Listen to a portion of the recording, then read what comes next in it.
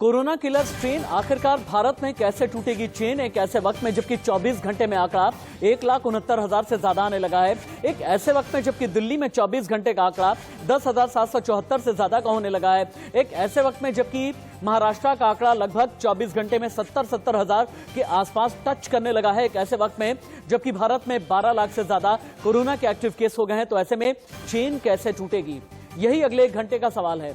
Chain तोड़ने के लिए क्या करना है। फेफड़ों में संक्रमण की दर अगर तेजी के साथ में बढ़ने लगी है, चेन टूटने से ही यह दर काम आएगी।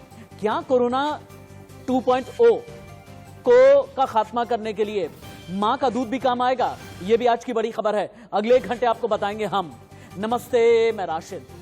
महाराष्ट्र में पिछले 1.5 साल में कोरोना की वजह से 57,987 मौत हुई है। दिल्ली में 11,283 मौत 1.5 साल में हुई है। कर्नाटक में 12,889 मौत हुई है। लापरवाही भी है।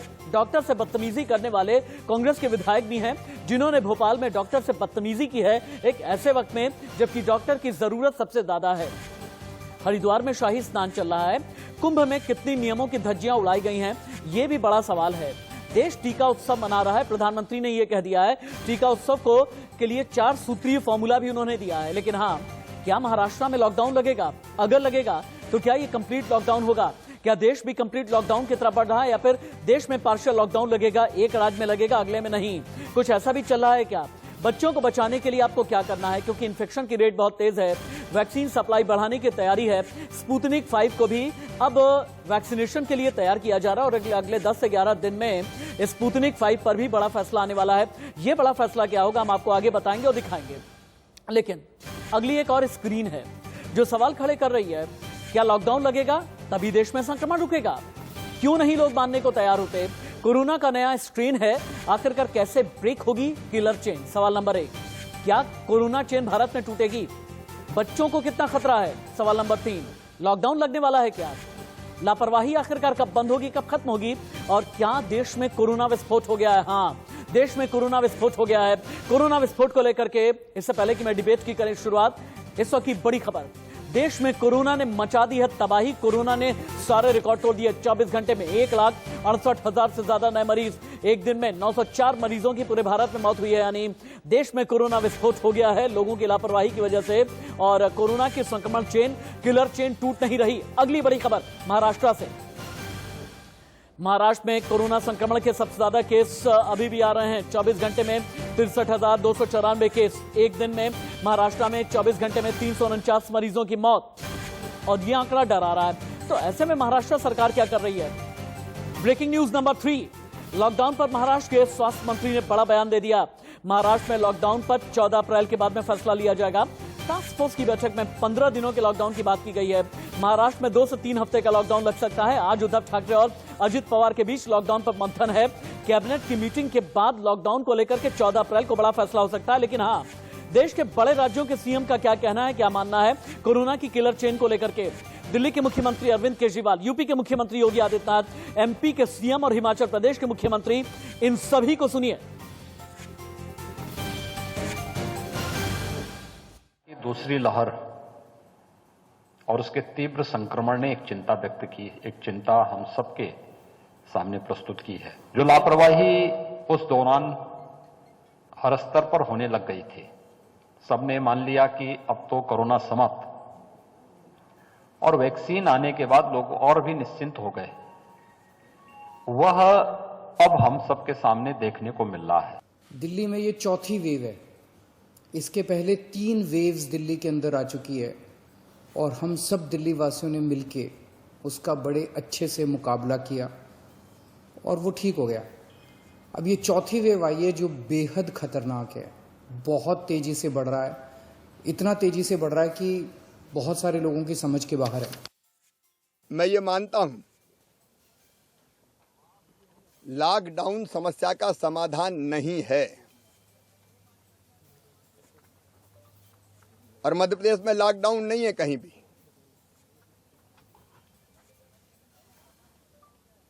ना पूरे प्रदेश में लॉकडाउन लगाया जाएगा।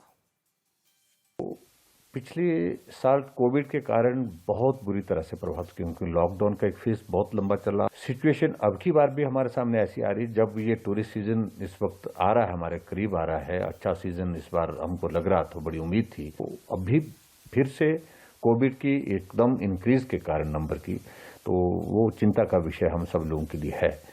लेकिन फिलहाल हमने एक विचार किया है कि अभी टूरिस्ट के रोकने जैसी स्थिति हिमाचल प्रदेश में नहीं आई है।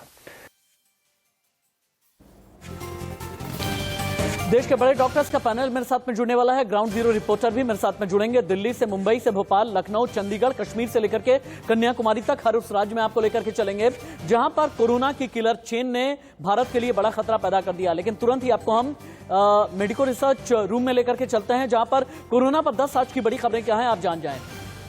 महाराष्ट्र में एक दिन में 63,000 केस, 349 की मौत। महाराष्ट्र में लॉकडाउन लगने की पूरी संभावना, 14 अप्रैल को आ सकता है फैसला। 24 घंटे में दिल्ली में 10,774 संक्रमित, 48 की मौत। यूपी में पिछले 24 घंटे में 15,276 संक्रमित। छत्तीसगढ़ में 24 घंटे में 10,521 केस, 122 की मौत। एमपी में 24 घंटे में 5,939 नए केस, 24 की मौत। भोपाल में कांग्रेस विधायक ने डॉक्टर से बदतमीजी की। 14 अप्रैल तक टीका उत्सव, रेमडेसिविर का निर्यात यानी एक्सपोर्ट रोक दिया गया। महाराष्ट्र, दिल्ली, यूपी, एमपी में हालात सबसे ज्यादा खराब। दूसरी लहर में फेफड़ों को ज्यादा तेजी के साथ में नुकसान हो रहा है। कैसे हो रहा है आगे आपको बताएंगे और दिखाएंगे। दुनिया में कोरोना और दुनिया का जो कोरोना मीटर है अभी तक क्या बताता है। पूरी दुनिया में अब तक केस आ गए हैं लगभग 13.5 करोड़, 13 करोड़ 60 लाख। मौत 29,40,000 की पूरी दुनिया में हो चुकी है। अमेरिका नंबर 1 है केस के मामले में, 3,18,69,996 केसेस अमेरिका में अकेले आए हैं। मौत अकेले अमेरिका में 5,75,595 हुई है। ब्राजील का नंबर 2 आ जाता है, 3,51,469 मौत। यानी ये पूरी दुनिया का आपको कोरोना मीटर हम आपको दिखा रहे हैं। लेकिन भारत का वैक्सीन मीटर क्या कह रहा है? डोज 1, डोज 2 और कुल वैक्सीनेशन अभी तक क्या क्या हुआ है। डोज 1 लगभग 8,88,00,000 लोगों को डोज 1 दी जा चुकी है। सेकेंड डोज 1,27,00,000 को दी जा चुकी है। यानी अभी तक अगर देश की कुल आबादी हम 139 करोड़ मान लेते हैं तो ऐसे में लगभग 7.3% लोगों को डोज दी जा चुकी है वैक्सीन की। लेकिन अगर लगभग 7-7.25% की डोज है, इन सभी के बीच में लापरवाही कितनी है ये भी तो देख लीजिए आप। हरिद्वार के कुंभ में शाही स्नान चल रहा है, लेकिन कुंभ में जम करके लापरवाही सामने आई है। बाजार में भीड़ है, क्या दिल्ली, क्या मुंबई, क्या लखनऊ, तस्वीरें उतार दी जाएं। रैलियों में जन सैलाब है, शादी पार्टी में भी भीड़ है। ट्रेन में सोशल डिस्टेंसिंग गायब है, कोई भी सोशल डिस्टेंसिंग का पालन नहीं कर रहा। और हां, इतने के बावजूद भी जबकि एक दिन में 1,68,000, 1,69,000 के आसपास केस आने लगे हैं, 2.25 लाख केस के बावजूद भी बिना मास्क घूमते हुए लोग नजर आ रहे हैं। और अलग अलग जगह की आपको खबर दिखाना। एक और बड़ी खबर, हरिद्वार में कोरोना के साए में शाही स्नान चला है। शाही स्नान में श्रद्धालुओं की भारी भीड़ दिखी है। भारी भीड़ के बीच कोरोना नियमों की जम करके धज्जियां उड़ाई गई हैं। महाकुंभ में न तो मास्क का इस्तेमाल किया गया और न ही सोशल डिस्टेंसिंग यानी सामाजिक दूरी का पालन किया गया है। 14 अप्रैल तक टीका उत्सव है, रेमडेसिविर के निर्यात रुक गया है, लेकिन वायरस विस्फोट से देश सहमा है। लॉकडाउन के जरिए आखिरी संदेश मिलेगा, लेकिन उससे पहले अभी तक हरिद्वार में कोरोना के साए में ही शाही स्नान किया जा रहा है, लेकिन बावजूद इसके लोग नियमों की जम करके धज्जियां उड़ा रहे हैं।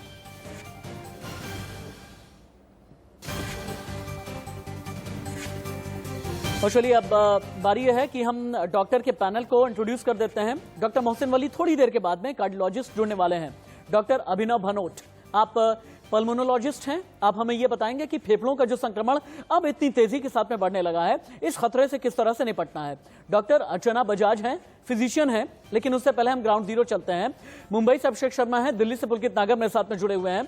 अभिषेक, सबसे पहले आपके पास में आते हुए, जो महाराष्ट्र का आंकड़ा है 24 घंटे में 63,294 केस, 394 मरीजों की मौत पूरे महाराष्ट्र में।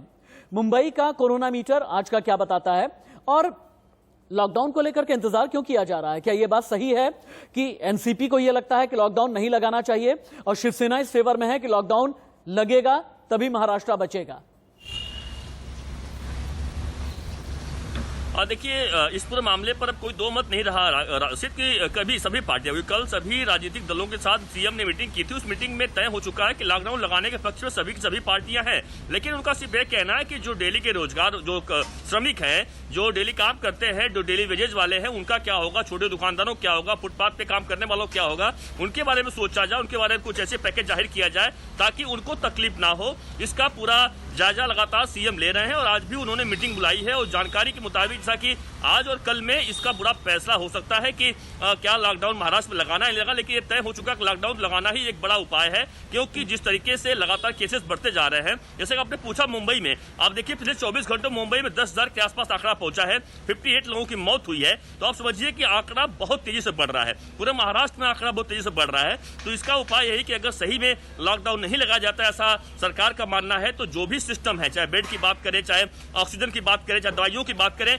सबके सब स्थिति खराब होती जाएगी और स्थिति दयनीय होती जाएगी। इसलिए लॉकडाउन अगर 15 दिन को लगा दिया जाता है 15 डेज के लिए, तो कम से कम स्थिति सुधर जाएगी, ऐसी ही है। और इसीलिए लगातार सीएम जो उद्धव ठाकरे हैं लगातार मीटिंग कर रहे हैं और सभी पार्टियों ने एक मत से कह दिया है कि हाँ लॉकडाउन लगाइए, यही एक बड़ा उपाय है। लेकिन उन लोगों का ध्यान रखा जाए कि जो लोगों की रोजी रोटी पर नुकसान ना पहुंचे। चलिए अभिषेक, ठीक है, लेकिन दिल्ली में अभी क्या चल रहा है?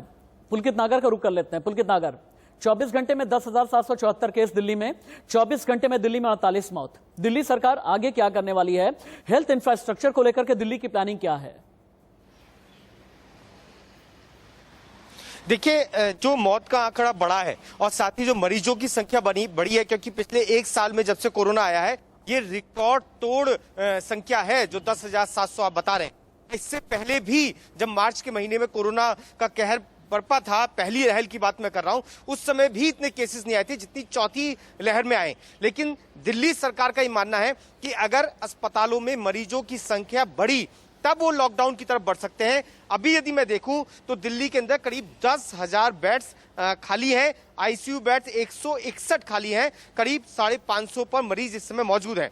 और वहीं जो दूसरे आईसीयू बेड हैं जो विदाउट वेंटिलेटर हैं वो 277 खाली हैं। अगर ये आंकड़ा और कम हुआ, यानी कि आईसीयू बेड और वेंटिलेटर की जरूरत और ज्यादा पड़ी और मरीजों की संख्या बढ़ी, तो दिल्ली लॉकडाउन की तरफ बढ़ सकता है। वाकई दिल्ली सरकार की कोशिश ये है कि वो वैक्सीनेशन प्रोग्राम को ज्यादा बढ़ाए, इसी के साथ में सोशल डिस्टेंसिंग की बात जो अरविंद केजरीवाल करते हैं वो जिम्मेदारी आम लोगों के ऊपर छोड़ दी जाती है कि आम लोग सोशल डिस्टेंसिंग करें, मास्क पहने।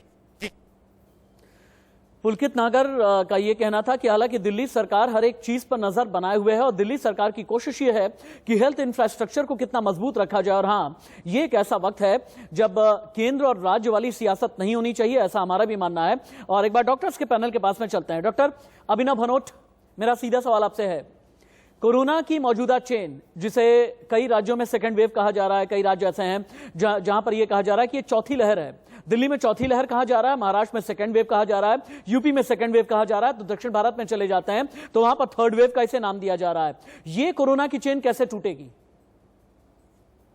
देखिए, कोई भी वेव का नाम ले लीजिए, बट जो ये वेव है पिछली वेव से बहुत ज्यादा खतरनाक है। इसके दो कारण मैं आपको बताता हूँ। एक तो पिछली वेव में जो केसेस जो फेफड़े को इन्वॉल्व कर रहे थे वो यूजुअली दूसरे हफ्ते में आ रहे थे, और पहली इस बार की जो वेव है इसमें जो फेफड़े मरीजों के करे जा रहे हैं इन्वॉल्व, वो पहली ही हफ्ते में हमारे पास तीसरे चौथे पांचवें दिन पे ही मरीज काफी गंभीर हालत में आ रहे हैं। दूसरी बहुत इंपॉर्टेंट बात है कि पिछली बार एक श्रेणी थी जो एडल्ट्स, जो ओल्ड एज, जिनकी कोमॉर्बिडिटीज ज्यादा थी, जिनको परेशानियां ज्यादा थी, वो लोग ज्यादा इन्वॉल्व हो रहे थे। पर इस बार अगर आप इस वेव में देखेंगे तो बच्चों से लेके यंग एडल्ट्स, जो नौजवान हैं, वो भी बहुत ज्यादा संक्रमित हो रहे हैं और बहुत तेजी से डिटीरियोरेट कर रहे हैं। तो इसको समझना बहुत जरूरी है कि इसको लाइटली ना लिया जाए। तो इस चेन को तोड़ने का जो आपका सवाल है उस पर मैं ये बताऊंगा कि आप भी जानते हैं, हम सब जानते हैं कि कोरोना का कोई डेफिनेटिव ट्रीटमेंट अभी तक पूरे विश्व में नहीं है, क्योंकि अगर होता तो ये सारी चेन तोड़ दी जाती। हमारे पास जो उपलब्ध चीजें हैं वो सिर्फ प्रिवेंटिव मेजर्स ही हैं, जैसे social distancing, Covid appropriate behaviour जिसे हम कहते हैं, जिसमें आप मास्क लगाएं, सोशल डिस्टेंसिंग मेंटेन करें, हैंड हाइजीन मेंटेन करें, कफ एटिकेट्स फॉलो करें। ये आप देख रहे हैं कहीं पे भी ये फॉलो नहीं हो रहे हैं, इसका सीधा फ्लाउटिंग की जा रही है। तो सबसे मेरी दरख्वास्त यही है कि जब तक हमारे पास कोई ठोस इलाज नहीं आता, रेमडेसिविर की भी आपने बात की, एक्सपोर्ट शॉर्ट रोक दिया गया क्योंकि देश में शॉर्टेज होने वाली है। जिस तरीके से केस बढ़ रहे हैं, मैं रिपोर्टर जी को भी सुन रहा था कि अभी दिल्ली में बहुत बेड खाली हैं, इसलिए लॉकडाउन का नहीं सोचा जा रहा। 1 हफ्ते 2 हफ्ते की बात और है। जिस तरीके से, जिस स्पीड से ये वायरस पिछली बार से ज्यादा ट्रांसमिसिबल है, ज्यादा इन्फेक्शियस है, जिस तरीके से ये स्पीड चल रही है। डॉक्टर अभिनव भनोट, आपने जितनी भी जानकारी दी है, हमारी रिसर्च टीम ने, मेडिको रिसर्च टीम ने हमारी इसे ग्राफिक्स के फॉर्म में कन्वर्ट कर लिया है। आपको हम लेकर के चलते हैं मेडिको रिसर्च रूम में। India news medico research room जो कि ये बताएगा दूसरी लहर फेफड़ों पर किस तरह से कहर बन करके टूटी है, जैसा कि डॉक्टर अभिनव भनोट ने अभी बताया है। सेकेंड वेव में लंग्स को बहुत तेजी के साथ में नुकसान हो रहा है। अब जानते हैं आप, 7 की बजाय 3 दिन में ही लंग्स में इंफेक्शन बहुत तेज हो गया है। 50 से 7% फेफड़ों को संक्रमित करने लगा है कोरोना, और फेफड़ों में संक्रमण की वजह से मौतों की तादाद बहुत तेजी में बढ़ने लगी है। इन्फेक्शन का पता लगने में देर हो रही है और तब तक लंग्स को बहुत ज्यादा नुकसान हो जा रहा है। और जानते हैं नुकसान कितना है? 20 साल तक रोज 2 से 3 सिगरेट पीने से जितना नुकसान होता है, आज की तारीख में कोरोना की सेकेंड वेव की वजह से उतना ही नुकसान हो रहा है। जो यहां पर आप तस्वीर देख पा रहे हैं ना, ये वाली, ये तस्वीर, जानते हैं ये तस्वीर सीटी स्कैन के जरिए हमें मिली है, और ये कोरोना संक्रमित लंग्स की तस्वीर है। और ये फेफड़े कितने ज्यादा संक्रमित हो जा रहे हैं, इन तस्वीरों के जरिए आप देख करके समझें। और जैसा कि मैंने बताया कि 20 साल तक रोज 2 से 3 सिगरेट पीने जितना नुकसान अभी आपके फेफड़ों में हो रहा है, यानी ये फेफड़े संक्रमित हो रहे हैं, इनमें संक्रमण की दर बहुत ज्यादा तेज बढ़ने लगी है। और ये जब तस्वीरें आप देखेंगे, ये एक ऐसी तस्वीर है जो बड़े सवाल खड़े कर रही है, ये एक ऐसी तस्वीर है जो आपको सावधान कर रही है, ये एक ऐसी तस्वीर है जहां पर आपको चेत जाना चाहिए। ये एक ऐसी तस्वीर है जिसकी वजह से हम आपको ये बता रहे हैं कि जो श्वसन तंत्र आपका है, यानी यहां से लेकर के जो फेफड़े होते हैं, यानी जो रेस्पिरेटरी सिस्टम होता है, ये जो ट्रैक्ट होता है, यानी सांस लेने की जो नली होती है, इनमें इंफेक्शन की दर बहुत तेजी के साथ में बढ़ने लगी है। अगर कहीं पर इंफेक्शन आज से साल भर पहले 7 दिन में होता था, आज की तारीख में ये 2 से 3 दिन के अंदर ही इंफेक्शन रेट बहुत तेजी के साथ में बढ़ने लगा। डॉक्टर मोहसिन वली के पास में चलते हैं। डॉक्टर मोहसिन, मौजूदा दौर में अपने लंग्स को बचाने के लिए, अपने फेफड़ों को सुरक्षित रखने के लिए हमें क्या करना चाहिए?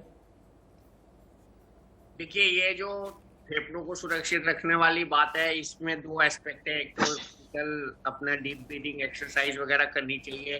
तो हम लोग पिछली बार बहुत सी चीजों की बात कर रहे थे, इम्यूनिटी बढ़ाने की। हम लोग पिछली बार बहुत थोरो थे, एक चीज पे बहुत बारीकी से ध्यान दे रहे थे। तो उसमें मैं यही कहूंगा, डीप ब्रीदिंग के साथ अश्वगंधा का इस्तेमाल करें। बाहर मॉर्निंग वॉक के लिए बिल्कुल ना जाए, क्योंकि बाहर जाने में खतरा ही खतरा है। घर पे ही करें, डीप ब्रीदिंग करें, बैठ के योगा करें, श्वासासन करें, और अनुलोम विलोम करें, प्राणायाम करें।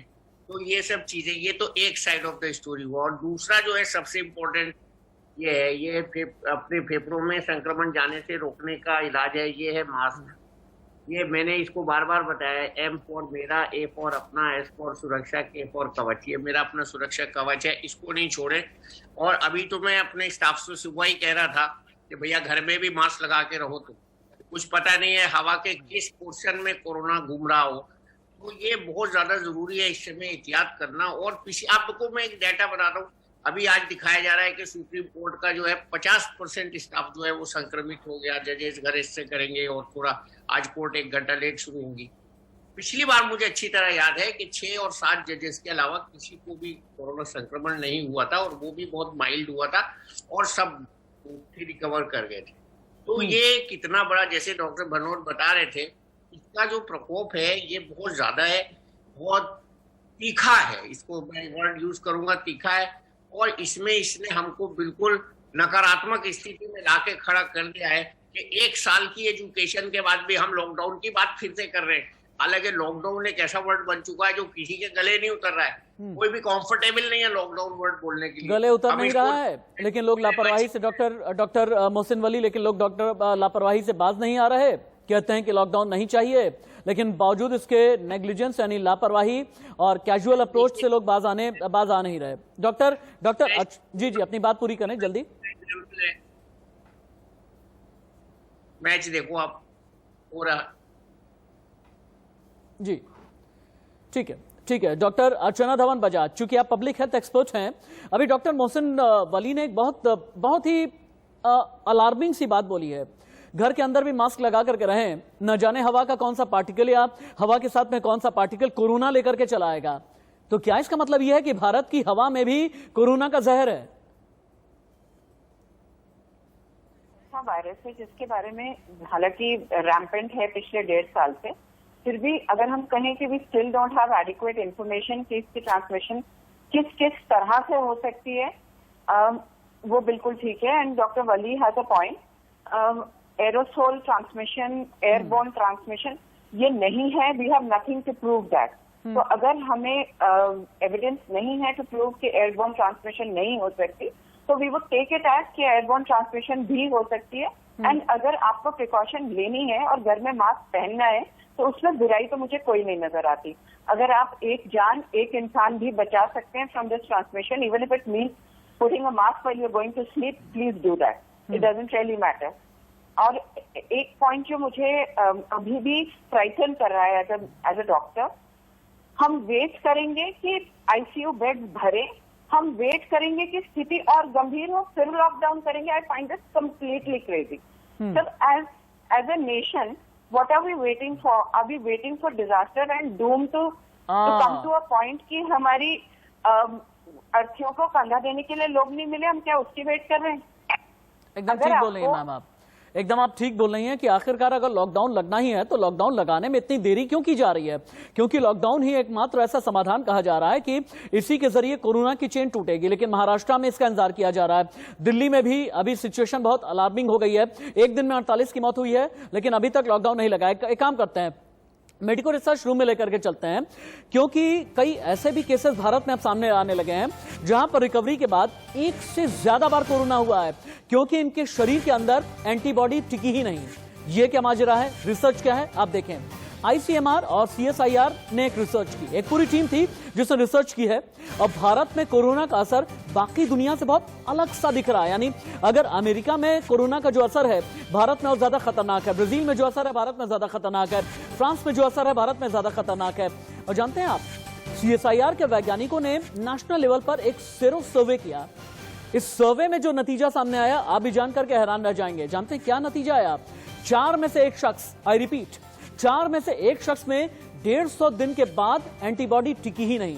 कहा जाता है ना कि एक बार कोरोना हो जाता है एंटीबॉडी जनरेट होती है, अगर वैक्सीनेशन कराया जाता है तो एंटीबॉडी जनरेट होती है, लेकिन 150 से ज्यादा दिन तक एंटीबॉडी टिकी नहीं। एंटीबॉडी लंबे समय तक कोरोना से सुरक्षा दे ही नहीं पा रही, यानी भारत का ट्रेंड बदल गया है। भारतीयों में एंटीबॉडी लंबे समय तक सुरक्षित नहीं रह पा रही। एंटीबॉडी न टिकने से भारत में लोग दोबारा से संक्रमित होने लगे हैं। संक्रमित होने के 60 दिन के बाद प्लाज्मा भी धीरे धीरे बेअसर होने लगा है, यानी जो प्लाज्मा डोनेशन थेरेपी की बात की जाती थी वो भी अब बेअसर होने लगी है। भारत में अब तक 4.5% से ज्यादा लोग 1 से अधिक बार संक्रमित हो चुके हैं।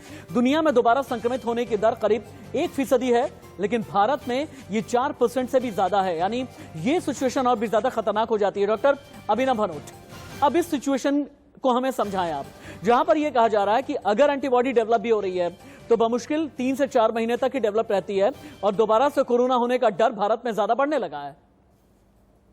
देखिए, जो आंकड़ा आपने बताया वो बिल्कुल सही है। 4% वर्सेस 1% जो पूरे विश्व में री इन्फेक्शन का रेट है।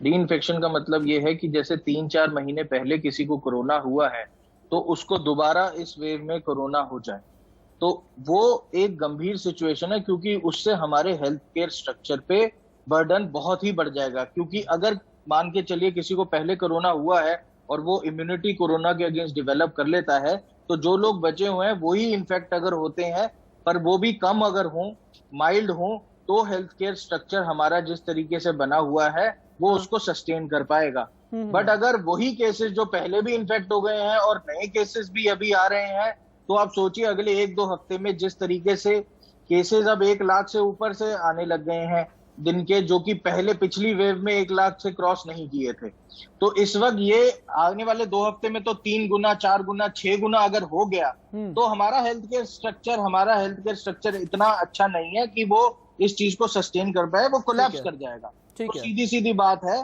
जितनी इसमें अगर लोग ही प्रिवेंशन कर लें तो ही हमारा देश कोरोना से लड़ पाएगा। अदरवाइज लोगों ने अगर ढिलाई दी जो कि चल रही है तो हेल्थ केयर स्ट्रक्चर कोलैप्स कर जाएगा। ठीक है।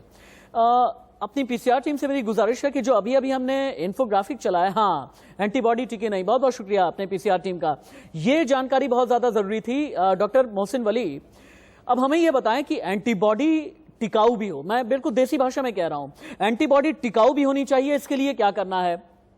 क्योंकि अभी भारत में यह देखने को आ रहा है कि अगर कोरोना से किसी की रिकवरी हो भी गई, उसकी जो एंटीबॉडी डेवलप हो रही है, 3 से 4 महीने के बाद वो डेवलप्ड एंटीबॉडी भी निष्क्रिय हो जा रही है, इनएक्टिव हो जा रही है। ये तो आगे चलने वाली स्टडीज बताएंगी। मैं आपको अपना एग्जांपल बता रहा हूं। मैं पॉजिटिव एंटीबॉडी की स्ट्रिप लेके गया हूं hospital and I was suffering from corona, और वो एंटीबॉडी मेरी बन गई होगी क्योंकि मैं पेशेंट्स के साथ मिक्सअप हो रहा था। हाँ। अगर उसके बाद भी मुझे कोरोना हुआ और मेरा काफी ज्यादा, मुझे 5 हफ्ते आईसीयू में रहना पड़ा, I am recovering from corona, तो अगर ये स्टेटस है तो मुझे तो लगता है कि ये फरवरी से ही ये म्यूटेशन स्टार्ट हो गए थे वायरस में। अब हमारी लक पे डिपेंड करेगा कि अगला म्यूटेशन जो आएगा वो कितनी इम्यूनिटी देता है और उससे अगला जो आएगा वो कितनी देता है। We have to wait and watch. नहीं तो मैं तो खुद अपना एग्जांपल, मैं तो पॉजिटिव इम्यूनिटी की स्ट्रिप लेके गया हूँ हॉस्पिटल और I was suffering actively from corona. तो ये इसका बहुत मुश्किल है इसका अंदाजा लगाना, और इस पे कोई स्टडी अभी ऐसी सॉलिड नहीं है हमारे पास, क्योंकि मैंने रात ही सोचा लेटर रिट्रोस्पेक्टिवली कि भाई ये कैसे हो गया। तो ये मेरे को ही खुद ख्याल आया जो आपने क्वेश्चन पूछा, तो उसका जवाब मेरे पास यही है फिलहाल। मैं एज ए साइंटिस्ट नहीं बट एज ए पेशेंट आपको बता रहा हूँ कि ये ऐसा हो सकता है। इसका जैसे जैसे वायरस म्यूटेट कर रहा है हमको डिफरेंट पिक्चर्स मिल सकती हैं। इम्यूनिटी यस, पिछली बार भी जब ये immune plasma, hyper immune plasma का आया था, हमने बताया था कि 186 लेवल होना चाहिए उसका जब वो ट्रांसफ्यूज करने के लायक होता है। तो अब वो कितने दिन रहता है उस वक्त भी नहीं मालूम था हमें, और अब आप जो डाटा बता रहे हैं ये डाटा सस्टेन कर सकता है, इससे कम भी हो सकता है, इससे ज्यादा भी हो सकता है। और हमें जो 2 डोजेस ये वैक्सीनेशन लग रहे हैं उसके बाद भी कोई स्टडी हो रही है इसकी, मुझे लगता है कि उसके साथ भी डाटा निकल के आएगा कि कितने दिन वैक्सीनेशन के बाद इम्यूनिटी रहती है। और last night we were doctor साहब एक काम कर लेते हैं, अब मैं प्रोग्राम के अगले हिस्से में एक और रिसर्च दिखाने वाला हूं ठीक 10:30 बजे।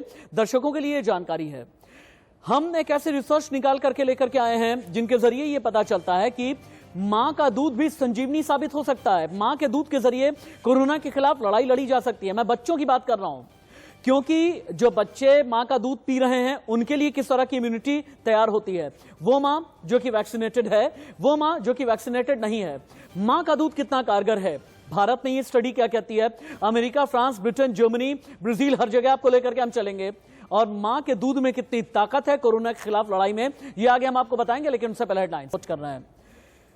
लखनऊ का कोरोना मीटर क्या है, अभिषेक हमें यह बताएं। 24 घंटे के केस, 24 घंटे की मौत लखनऊ की बताएं, यूपी की भी जानकारी दें, और क्या आने वाले दिनों में, हालांकि नाइट कर्फ्यू तो है, लेकिन आने वाले दिनों में क्या लखनऊ आसपास के इलाके पार्शियल कंप्लीट लॉकडाउन लगने की कोई संभावना?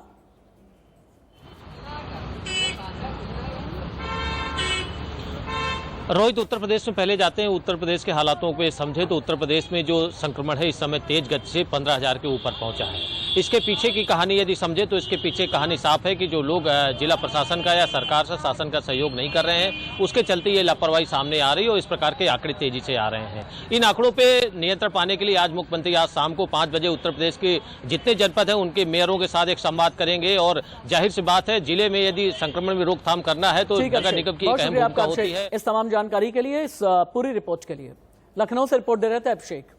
हम अब मेडिकल रिसर्च रूम चलते हैं। मैंने आपसे थोड़ी देर पहले बोला था ना कि क्या मां के दूध से हारेगा कोरोना, क्यों हम ये कह रहे हैं, अब ये रिसर्च आपके सामने लेकर के आते हैं। उसके बाद डॉक्टर अर्चना धवन बजाज मैं आपसे सवाल करने के लिए आऊंगा।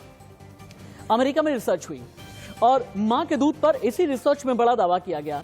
कहां यह गया, वैक्सीन लगवाने वाली मां के दूध से बच्चों में एंटीबॉडीज पहुंच गए हैं। मां के दूध की जांच की गई, वैक्सीनेटेड मां में एंटीबॉडीज मिले। कोरोना होते ही शरीर में 3 तरह के एंटीबॉडीज बनने लगते हैं। ये वैज्ञानिक रिसर्च है। शरीर में 3 एंटीबॉडीज जो बनते हैं इनके नाम हैं IgM, IgG, IgA। एंटीबॉडीज से वायरस संक्रमित कोशिका से जुड़ नहीं पाते। तीनों एंटीबॉडीज में IgG सबसे ज्यादा समय तक बने रहते हैं। एंटीबॉडीज वायरस में मौजूद S और N प्रोटीन को सीधे निशाना बनाते हैं और कोरोना टेस्ट में खून में IgG एंटीबॉडीज की जांच होती है। ये लूप एक बार फिर से हम रिपीट करेंगे, क्योंकि मां के दूध से किस तरह से हारेगा कोरोना। अमेरिका में रिसर्च हुई है, मां के दूध पर बड़ा दावा किया गया है। वैक्सीन लगवाने वाली मां के दूध से बच्चों में एंटीबॉडीज ट्रांसफर हो रहे हैं। वैक्सीनेटेड मां में एंटीबॉडीज मिले हैं। 3 तरह के अलग अलग एंटीबॉडीज होते हैं और यह है IgM, IgG, IgA antibodies. Antibodies से वायरस संक्रमित कोशिका से जुड़ नहीं पाते और तीनों एंटीबॉडीज में IgG सबसे ज्यादा समय तक बने रहते हैं। और यही जो एंटीबॉडीज हैं, S-on-N प्रोटीन जो कोरोना का होता है, इसको बनाते हैं निशाना और टेस्ट में खून में IgG एंटीबॉडीज की जांच की जाती है और यही एंटीबॉडी वैक्सीनेटेड मां में पाए गए हैं। इस तरह का रिसर्च का दावा किया जा रहा है। डॉक्टर अर्चना धवन बजाज, चूंकि आप पब्लिक हेल्थ एक्सपर्ट हैं, डॉक्टर अर्चना, क्या मां का दूध बच्चों के लिए संजीवनी है कोरोना के खिलाफ? संजीवनी है या नहीं ये कहना मुश्किल है, बट डेफिनेटली ब्रेस्ट मिल्क में अगर एंटीबॉडीज प्रेजेंट हैं जो कि यूजुअली हर डिजीज के लिए होती हैं, तो डेफिनेटली जो छोटा बच्चा है, जो न्यूबॉर्न बच्चा है, वो प्रोटेक्टेड रहेगा कुछ टाइम तक, जब तक ब्रेस्ट मिल्क ले रहा है या सर्कुलेटिंग एंटीबॉडीज बच्चे के सिस्टम में मौजूद रहेंगी, तब तक बच्चा डेफिनेटली प्रोटेक्टेड रहेगा। और बच्चे की प्रोटेक्शन के लिए अगर हम पिछले 1 साल में नोटिस करें या फॉलो करें, तो जो मदर्स को कोविड हुआ भी है, इट हैज बीन फाउंड कि ज्यादातर उनके बच्चे डिजीज से इफेक्टेड नहीं हुए या सब क्लिनिकली इफेक्टेड हुए या टेस्ट नहीं हुए, व्हाटएवर बी द रीजन, पर बच्चे रिलेटिवली सेफ रहे हैं। और ब्रेस्ट मिल्क एक पैनेसिया है बहुत सारी बीमारियों के लिए, न्यूबॉर्न बच्चे के लिए। सो आई एम श्योर उसी तरह से कोविड के लिए भी वो प्रोटेक्टिव होगा। और इस टाइम पे मैं इनकरेज करूंगी हर माँ को, चाहे वो कोविड पॉजिटिव भी है तो भी मास्किंग करके। डॉक्टर मोहसिन वली, 2 चीजें हैं। डॉक्टर मोहसिन वली, 2 चीजें हैं। नॉन वैक्सीनेटेड माँ और वैक्सीनेटेड माँ, क्या माँ का दूध बच्चों के लिए स्ट्रॉन्ग इम्यूनिटी क्रिएट करता है? नहीं, मदर्स मिल्क तो ब्रेस्ट फीडिंग जो है वो तो दुनिया का सबसे अच्छा इम्यूनिटी प्रोवाइडर है।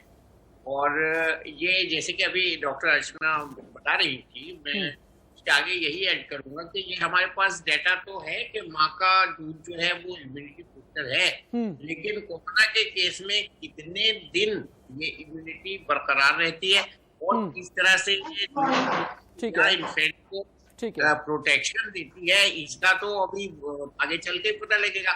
लेकिन ये तो ठीक बात है कि माँ के दूध में इम्यूनिटी मिलेगी अगर माँ को वैक्सीनेशन दिया गया। ये आपका क्वेश्चन था।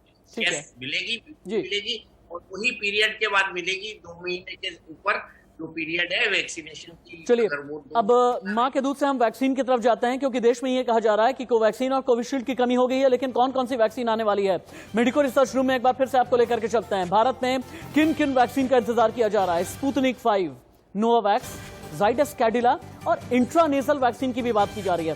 क्या डॉक्टर अभिनव भनोट, ये जो इंट्रानेजल वैक्सीन है, क्या ये ज्यादा कारगर होती है? कई लोगों का ये मानना है। या ये जो कोई भी वैक्सीन हो, हर वैक्सीन पे रिसर्च की जाती है, स्टडी की जाती है और उसकी इफेक्टिविटी देखी जाती है ट्रायल्स में। ठीक है। तो इंट्रानेजल वैक्सीन की भी स्टडी जो बाहर देखी गई है, उसमें देखा गया है कि ये इफेक्टिव है, चाहे वो फाइजर की भी वैक्सीन हो, मॉडर्ना की भी वैक्सीन हो, जिनकी एफिकेसी 94% तक हमने देखी हुई है। ठीक है। तो वैक्सीन का मतलब, मैं आपको एक चीज ये बताना चाहूंगा कि हम वैक्सीन पे बहुत जोर डालते हैं, क्योंकि वैक्सीन जो है एक हर्ड इम्यूनिटी बनाने का एक जरिया है। कोरोना का ट्रीटमेंट वैक्सीन नहीं है, ये समझना लोगों के बहुत जरूरी है, क्योंकि लोगों को ये लग रहा है कि हम वैक्सीन अगर हमें लग जाएगी तो हमें कोरोना नहीं होगा। ठीक है। जो इंडिया में वैक्सीन अभी चल रही है उनकी इफेक्टिविटी भी 70 से 80% ही है। अब अपनी बात यहीं से आगे बढ़ाइएगा डॉक्टर भनोट, यहीं से आप अपनी बात आगे बढ़ाइएगा, क्योंकि आपकी बात को सपोर्ट करते हुए एक और रिसर्च हमारे पास में है। कौन सी वैक्सीन आखिरकार कितनी असरदार है, ये एक बार के लिए डॉक्टर भनोट आप भी देखें और बताएं कि क्या ये मेरी रिसर्च एक्यूरेसी के करीब है या फिर नहीं। एक एक करके पूरी दुनिया के लिहाज से हमने कई रिसर्च निकाली है। देखें आप, कोविशील्ड को हमने सबसे पहले अपने मानक में रखा है। कोविशील्ड यानी सीरम इंस्टीट्यूट ऑफ इंडिया की जो वैक्सीन है, भारत में 2 डोज और ये कारगर है लगभग 70% और 20 लाख डोज प्रतिदिन दिए जा रहे हैं, तो एक हो गई। भारत बायोटेक की अगली है कोवैक्सीन। ये भारत में दी जा रही है 2 डोज। कहा यह जा रहा है कि 80% कारगर है। 3 लाख डोज प्रतिदिन लगभग दिए जा रहे हैं। अमेरिका चलते हैं, जॉनसन की वैक्सीन है, सिंगल डोज वैक्सीन है, 85% कारगर बताई जाती है, 49 लाख डोज दिए जा चुके हैं। फिर अब रशिया का रुख कर लेते हैं, स्पुतनिक 5 वैक्सीन रशिया में जो दी जा रही है, 2 डोज लगभग 91.5% कारगर, 33 लाख डोज दी जा चुकी है। जाइडस कैडिला वैक्सीन पे आ जाइए जो भारत में आने वाली है, सिंगल डोज 91% कारगर, ये 10 करोड़ डोज 1 साल के अंदर दी जाएगी जाइडस कैडिला। इसके बारे में ऐसा बताया जाए। डॉक्टर भनोट, अब आप अपनी बात आगे बढ़ा सकते हैं। आपके आंकड़े बिल्कुल ठीक हैं, आपकी रिसर्च बिल्कुल ठीक है, जितनी भी एफिकेसी दिखा रखी है ये आप बिल्कुल ठीक बता रहे हैं। पर जैसा कि मैंने बताया, ये वैक्सीन की परसेंटेजेस जो आ रही है, इसका मतलब ये नहीं है कि जिसने ये वैक्सीन लगा ली तो उसे कोरोना होने के चांसेस नहीं है। ठीक है, हम जितनी जल्दी सबको वैक्सीन लगाएंगे भारत में, तो हमें वो आंकड़ा 60% तक लाना है कि अगर 60-70% लोग हमारे देश में वैक्सीनेटेड हो जाते हैं तो हर्ड इम्यूनिटी बनने के जो चांसेस हैं वो बहुत ज्यादा हाई हो जाते हैं। बट मैं ये भी कहना चाहूंगा कि ये जो लोग सोचते हैं कि हमें अगर वैक्सीन लग गई है, दूसरी डोज भी लग गई है और हमें अब कोरोना नहीं हो सकता, तो वो भ्रम में है। क्योंकि कोरोना वैक्सीन में भी कोरोना के आप जानते हैं कि म्यूटेशन फरवरी में, जैसे डॉक्टर साहब ने कहा, फरवरी में ही स्ट्रेन ने म्यूटेशन करना शुरू कर दिया था। तो जैसे जैसे स्ट्रेन म्यूटेशन करता है, सारी वैक्सीन उस स्ट्रेन को नहीं कवर कर पाती हैं। ठीक है, तो जितनी, इसलिए आप जानते हैं इन्फ्लुएंजा की जो वैक्सीन होती है हर साल नई और यही बात हम भी भारत को समझाने की कोशिश कर रहे हैं कि जब वायरस म्यूटेट होने लगे और उसके बाद डबल म्यूटेंट के बाद और भी म्यूटेशन सामने आने लगे, तो हालात कितने ज्यादा खतरनाक है ये समझने की जरूरत है। एक और बड़ी खबर, सुप्रीम कोर्ट के कई कर्मचारी कोरोना संक्रमित हो गए हैं। सुप्रीम कोर्ट परिसर का सैनिटाइजेशन अभी भी जारी है। सुप्रीम कोर्ट की सभी बेंच 1 घंटा देरी से बैठेगी।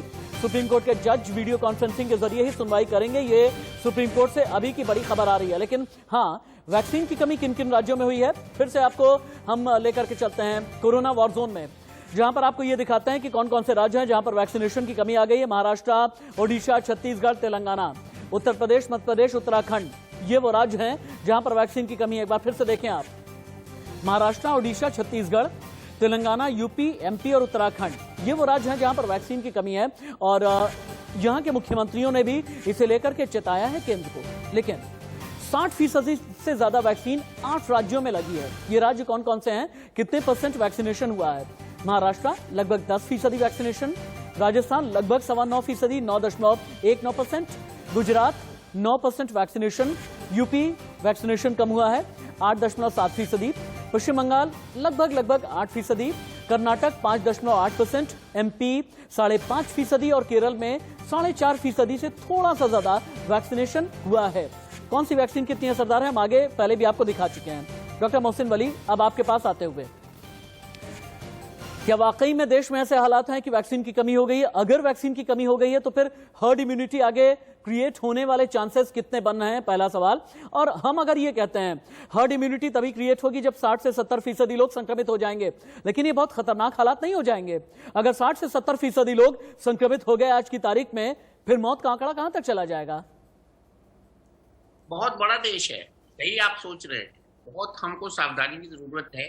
और जैसे कि यूनाइटेड किंगडम ने ऐलान किया है कि आज की तारीख में, मंडे को, उन्होंने हर्ड इम्यूनिटी एक्वायर कर ली है, बट उसके पीछे उनका बहुत बड़ा लॉकडाउन पिछले महीनों में रहा है। मेरे बच्चे वहां हैं तो वो मुझको बताते रहते हैं कि वहां पे इतना स्ट्रिक्ट लॉकडाउन हुआ है कि हम इमेजिन भी नहीं कर सकते, और उसमें नुकसान भी हुआ है। ठीक है, इतने बड़े नुकसान के लिए हम कभी भी तैयार ही नहीं है, ना हमारे अंदर इतनी सामर्थ्य है कि हम घर बैठ के खा सके, या हमारी सरकार हर एक के घर पे पैसे रोज भिजवा सके। तो हमको खुद ही गड्ढा खोदना है और खुद ही उसमें से पानी निकालना है। ठीक है, इस वाले सिनेरियो में हमको ये हर्ड इम्यूनिटी वाला जो प्रकरण है, ये अभी दूर की थोड़ी दिखाई देता है। इसमें बहुत ही एक मुश्किल काम है। और आपके सवाल का जो पहला हिस्सा है वो भी यही है कि हमको वैक्सीन जो है वो शॉर्टेज नहीं है, बल्कि लॉजिस्टिक की प्रॉब्लम है। गवर्नमेंट लगातार कह रही है, और अब गवर्नमेंट ने महाराष्ट्र में वैक्सीन पहुंचा के दिखा भी दिया कि नहीं देखो शॉर्टेज नहीं है, ये रखा वैक्सीन, तुम लगाओ। अब ये है कि कितना वैक्सीन किस स्पीड से यूटिलाइज हो रहा है, लग रहा है, कितने लोग आगे आ रहे हैं, कितने लोग वैक्सीन लगवा रहे हैं देश के हर हिस्से में, और गाँवों में कैसे लग रहा है ये मुझे नहीं पता। तो गाँवों के लोगों को भी शहर आके लगवाना पड़ेगा। ठीक है, तो ये बहुत जरूरी है। सवाल के लिए डॉक्टर अर्चना धवन, ठीक है, doctor Mohsin Wali, doctor Archana Dhawan Bajaj, public health expert, एक आखिरी सवाल के लिए आपके पास आते हुए, अब एक ऐसी जगह पर भारत आकर के खड़ा हो गया है जहां पर लापरवाही भी है, लोगों ने मास्क से दूरी बना ली है, सामाजिक दूरी को मेंटेन नहीं कर रहे, भले ही प्रधानमंत्री नरेंद्र मोदी कहें, भले ही अलग अलग राज्यों के सीएम ये बात कहते हुए नजर आ रहे हैं। अब ऐसे में लोगों को एक आखिरी संदेश आप ये बताएं, अलग अलग एज ग्रुप के लिहाज से खतरे क्या हैं? मैं युवाओं की भी बात कर रहा हूं, मैं बच्चों की भी बात कर रहा हूं, मैं बुजुर्गों की भी बात कर रहा हूं, और फैक्शन में अगर लेकर के जाता हूं महिला और पुरुष दोनों की बात कर रहा हूं, गर्भवती महिलाओं की भी बात कर रहा हूं। अगले 1 मिनट में हमें यह समझाएं, अलग अलग वर्ग के लिए यह नया म्यूटेशन कितना खतरनाक है? नया म्यूटेंट हर एक वर्ग के लिए उतना ही खतरनाक है, चाहे वो छोटा बच्चा हो, चाहे एडल्ट हो, चाहे यूथ हो, चाहे फीमेल हो, चाहे मेल हो, इट इज इक्वली डेंजरस। इस म्यूटेंट को किसी भी तरह से लाइटली लेने की कोई जगह नहीं है। ये सोचना कि आई एम इम्यून, मुझे पहले कोविड हो चुका है, मुझे वापस कोविड नहीं हो सकता, दिस इज ऑल रबिश। आपको कुछ भी हो सकता है, कभी भी हो सकता है। You have to be careful. Mask पहनिए, डिस्टेंसिंग कीजिए। I know it is hard to maintain distancing in a population like ours, पर जितना भी आप कर सकते हैं। एमलेसली घर से बाहर मत जाइए, एमलेस गैदरिंग्स मत कीजिए, एमलेस सोशल गैदरिंग्स मत कीजिए, अननीडेड ट्रैवल मत कीजिए। अगर आप इस साल गोवा नहीं जाएंगे, कोई आफत नहीं आ जाएगी। Please understand that it is a difference between being alive and not being alive. If it means staying at home for another year, it's not going to make a difference, but it will definitely make a difference if you are alive versus not alive. ये dangerous है, इसमें mortality चाहे 0.5%। 3 शब्दों में ही, शायद मेरे तीनों ही मेहमान 3 शब्दों में ही वाइंड अप करना चाहते हैं, जिंदगी जरूरी है। ये 3 शब्द जो है ना, ये हमें और आपको समझने की जरूरत है। डॉक्टर अभिनव, डॉक्टर अर्चना, डॉक्टर मोहसिन वली, बहुत बहुत धन्यवाद आपका मेरे साथ इस पूरे शो में रहने के लिए, इंपॉर्टेंट इनपुट देने के लिए, इंपॉर्टेंट सजेशंस देने के लिए। लेकिन एक ही बात हम ये कहना चाहेंगे, आज एक बार फिर से देश में अगर स्थिति और हालात ऐसे आ गए हैं कि लॉकडाउन की कगार पर या लॉकडाउन के मुहाने पर देश है, या अलग अलग प्रदेशों में अगर पार्शियल लॉकडाउन की बात की जा रही है, कभी महाराष्ट्र में, कभी दिल्ली में, कभी यूपी में, तो कभी एमपी में, तो ऐसे में हमें और आपको समझने की जरूरत है, क्योंकि 139 करोड़ का भारत है। भारत देशभक्त है, अपने देश से प्यार करता है, और अगर देश से प्यार करता है तो आपको जिम्मेदार बनना पड़ेगा। मैं 3 ही शब्दों में कहूंगा, जिंदगी जरूरी है, जिम्मेदार बनिए, मास्क लगाइए, सामाजिक दूरी का पालन कीजिए, अपनी जिंदगी बचाइए और अपनों की जिंदगी बेहतर कीजिए। एक ब्रेक, नमस्ते।